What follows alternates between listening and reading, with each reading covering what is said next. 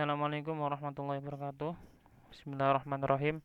Alhamdulillahirabbil alamin wa bihi nasta'inu ala umuri dunya waddin wassalatu wassalamu ala asrofil mursalin sayyidina wa maulana Muhammadin wa ala alihi wa sahbihi ajmain amma ba'du.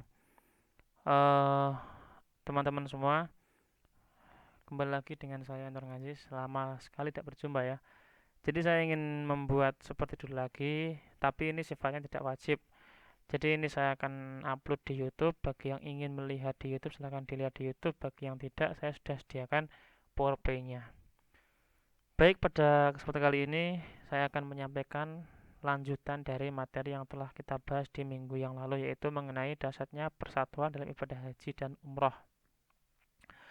Kemudian materinya jangan lupa untuk catat di buku catatan. Nanti di akhir semester akan saya beri tugas untuk mengumpulkan buku catatan yang telah difotokopi. Tapi ingat, jangan seperti pada semester kemarin, karena memang di semester kemarin beberapa anak itu bukunya satu tapi difotokopi berulang-ulang sehingga namanya banyak sekali tapi catatannya sama. Jangan sampai seperti itu lagi ya. Yang pertama, agenda kita akan membahas mengenai 5 poin. Pertama adalah mengenai definisi dan hukum umroh. Yang kedua adalah syarat wajib umroh. Yang ketiga rukun umroh. Yang keempat wajib umroh. Yang kelima hikmah haji dan umroh. Yang pertama adalah pengertian umroh atau definisi umroh. Secara bahasa, umroh bermakna berkunjung. Kemudian secara istilah adalah umroh adalah berkunjung ke Ka'bah dengan melaksanakan tawaf dan sa'i dalam waktu yang telah ditentukan. Kalau haji ada tambahan wukuf, kalau umroh tidak ada wukuf. Umroh sering juga disebut dengan haji kecil.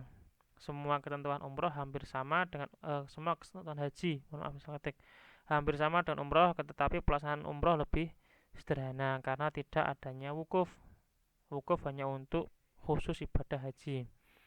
Kemudian hukum umroh adalah wajib seperti halnya haji. Seperti firman Allah surat Al-Baqarah ayat 196, yaitu bismillahirrahmanirrahim wa atimmul hajja wal umrata lillah. Lafaz umroh disandingkan dengan lafaz haji, di mana haji hukumnya adalah wajib.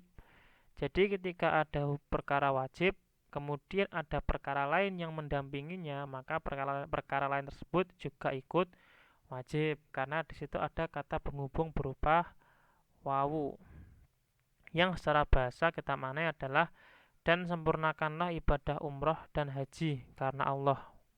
Ketik lagi nih surat Al-Baqarah. Jadi kata umroh bersanding dengan lafaz haji, di mana haji ini hukumnya adalah wajib, ada penghubung dan.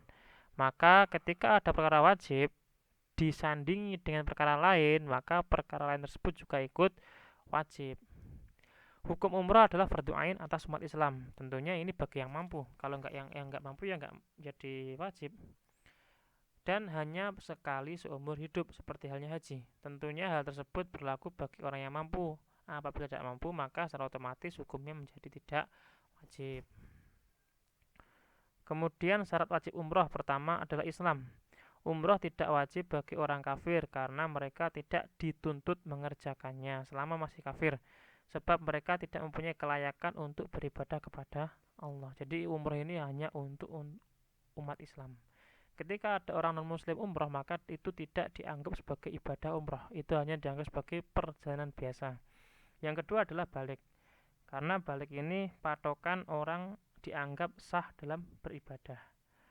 Melaksanakan umroh bagi anak kecil tidak wajib karena tidak dituntut untuk mengerjakan hukum-hukum syariat. Jadi seperti sholat, puasa, zakat, puasa, haji itu bagi anak kecil tidak wajib. Yang wajib adalah bagi orang yang balik. Bagi perempuan balik itu adalah ketika sudah haid atau 9 tahun. Bagi laki-laki ada 15 tahun atau sebelum itu sudah keluar atau basah. Yang ketiga adalah berakal. Melaksanakan umroh bagi orang gila adalah tidak wajib karena dia tidak mempunyai kelayakan untuk mengerjakan ibadah. Karena jelas akal ini menjadi syarat dalam beribadah. Sholat, puasa itu juga untuk orang yang berakal. Merdeka di sini bermakna seorang yang tidak menjadi budak dari orang lain. Ia bebas mengatur diri sendiri. Itulah makna merdeka. Jadi merdeka ini adalah lawannya budak. Kalau budak itu tidak mempunyai kekuasaan untuk mengatur dirinya sendiri karena dirinya diatur oleh tuannya atau sayyidnya. Sekarang sudah tidak ada lagi budak karena perbudakan sudah dihapuskan. Jadi yang selanjutnya adalah mengenai rukun umroh. Rukun umroh hampir sama dengan haji, cuman yang membedakan antara umroh dan haji sekali lagi adalah wukuf. Di umroh tidak ada wukuf karena wukuf hanya dilaksanakan pada saat tanggal 9 Dzulhijjah dan itu berlangsungnya ketika musim haji. Yang pertama adalah ihram disertai niat. Berniat mengerjakan ibadah umroh, niat dilaksanakan sembari mengenakan pakaian ihram. Bagi laki-laki seperti ini, bagi perempuan beda lagi. Yang kedua tawaf. Tawaf adalah mengelilingi Ka'bah sebanyak 7 kali, dimulai dari sudut Hajar Aswad dan berakhir di tempat yang sama 7 kali melawan jarum jam, bukan searah jarum jam. Yang ketiga adalah sa'i. Sa'i adalah berjalan dan lari-lari kecil dari Bukit Sofa ke Bukit Marwah. Tata caranya adalah yang pertama dimulai dari Bukit Sofa terlebih dahulu dan kemudian berakhir di Bukit Marwah. Yang kedua dilaksanakan sebanyak 7 kali. Jadi sofa, marwah, sofa, marwah, sofa, marwah 1 kali, marwah, sofa 1 kali lagi. Jadi seperti itu, PP dihitung 2 kali. Yang ketiga dilaksanakan setelah tawaf di Ka'bah. Yang keempat adalah tahallul atau mencukur rambut. Tahallul adalah atau prosesi simbol menghalalkan segala sesuatu yang haram sebab ihram. Karena ketika ihram seseorang dilarang banyak hal. Hal ini ditandai dengan mencukur rambut minimal 3 helai. Ini menurut pendapat yang kita ikuti. Dan yang keenam adalah tertib, tidak boleh dibalik. Tahallul dulu baru tawaf atau tawaf dulu baru ihram, itu enggak boleh. Jadi harus urut ihram, tawaf, sa'i, tahallul kemudian baru tertib. Jadi melaksanakan secara berurutan dari awal sampai akhir. Kemudian wajib-wajib umroh. Selain mengerjakan rukun umroh, kita juga harus mengerjakan wajib umroh. Wajib umroh adalah serangkaian kegiatan yang harus dikerjakan. Apabila ada salah satunya tidak dikerjakan, umrohnya tetap sah, tetapi orang tersebut yang meninggalkan wajib umroh maka harus menggantinya atau membayar dengan menyembelih hewan ataupun denda yang lainnya, entah puasa, entah menyembelih hewan. Adapun wajib umroh adalah sebagai berikut. Yang pertama adalah ihram. Ihram itu apa? Mengenakan pakaian ihram dari mikot. Ihram dari mikot yaitu batasan waktu dan tempat yang telah ditentukan. Ketentuan masa atau mikot zamani, mikot waktu kita untuk ihram umroh adalah sepanjang waktu atau sepanjang tahun. Sedangkan mikot makane atau mikot tempat adalah sebagai berikut. Yang pertama, orang yang tinggal di Mekah, maka mikotnya atau tempat ihramnya adalah ya di Mekah sendiri. Kemudian orang yang tinggal di Zulhulaifah, mikot Zulhulaifah adalah mikot bagi orang-orang yang datang dari arah Madinah dan negeri-negeri yang sejajar dengan Madinah. Ini orang yang tinggal di Madinah maka mikotnya di Zulhulaifah. Juhfah adalah mikot atau tempat ihram bagi orang yang datang dari arah Syam. Syam itu Syria, Mesir, Maghrib itu Maroko dan negeri-negeri yang sejajar dengan negeri-negeri tersebut. Ini dari benua Afrika. Itu mikotnya di Juhfah.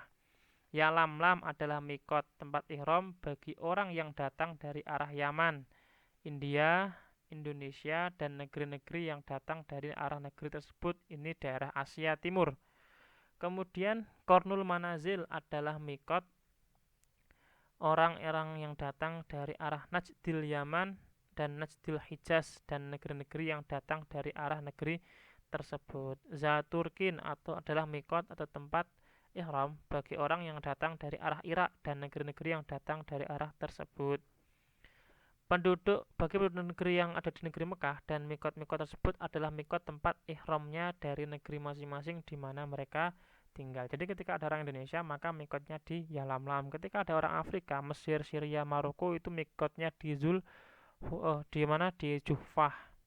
Yang kedua, mengenai wajib haji adalah menjauhi segala larangan-larangan umroh yang jumlah dan bentuknya sama dengan larangan haji. Di antaranya adalah larangan-larangan tersebut.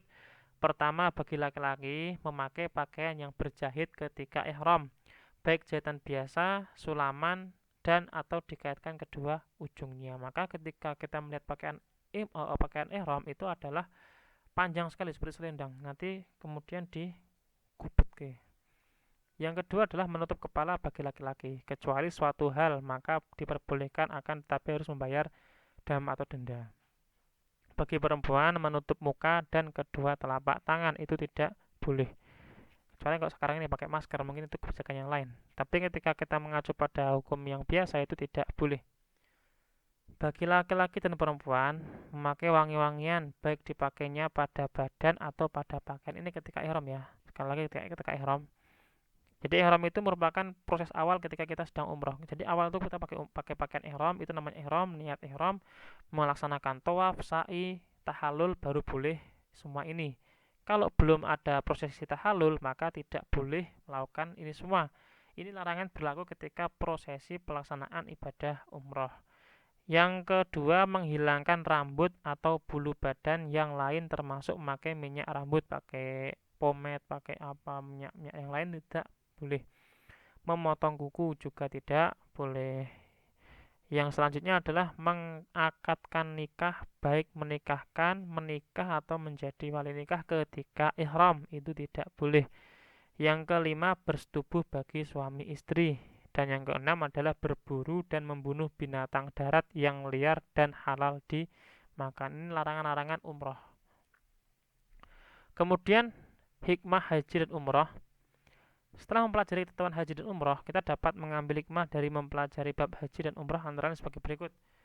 Yang pertama, manfaat bagi individu yang menunaikan ibadah haji. Yang pertama adalah menghapus semua dosa kecil dan menyucikan diri dari perbuatan maksiat. Yang kedua, diampuninya segala dosa-dosa karena Allah Maha Pengampun, Maha Pemurah, dan Maha Penyayang. Kecuali yang berkaitan dengan hak sesama manusia harus diselesaikan terlebih dahulu. Karena ini urusannya antar manusia. Misalkan kamu punya utang, misalkan kamu sedang melukai hati seseorang atau ngece atau bully, itu barulah minta maaf kepada mereka karena itu dosanya kepada sesama manusia.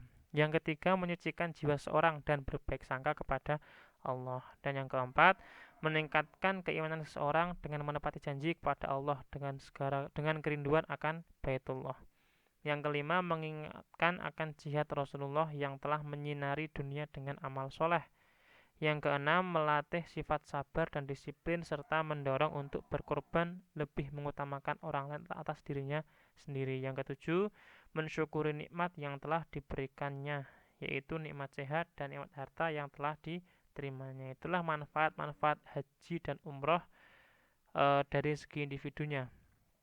Kemudian manfaat secara umum, di antaranya adalah menciptakan rasa persatuan dan kesatuan umat Islam di dunia, karena semua umat manusia dari seluruh penjuru negeri dimanapun mereka berada akan bersatu di Makkah. Jadi yang kedua, mempererat tali persaudaraan bagi umat Islam di seluruh dunia. Yang ketiga, media untuk berdakwah dan menyebarkan ajaran Islam ke seluruh dunia seperti yang telah dilakukan oleh Nabi Muhammad SAW.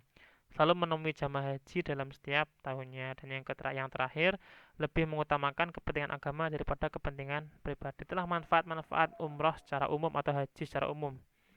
Karena memang haji itu mempertemukan seluruh umat manusia dari seluruh dunia, berkumpul, bersatu, saling tolong-menolong ketika ada masalah. Kemudian terima kasih atas perhatiannya. Kurang lebih mohon maaf. Jangan lupa dicatat dan ada tugas di Google Form. Nanti silahkan dikerjakan. Soalnya hanya berupa pilihan ganda. Kurang lebih maaf. Wassalamualaikum warahmatullahi wabarakatuh.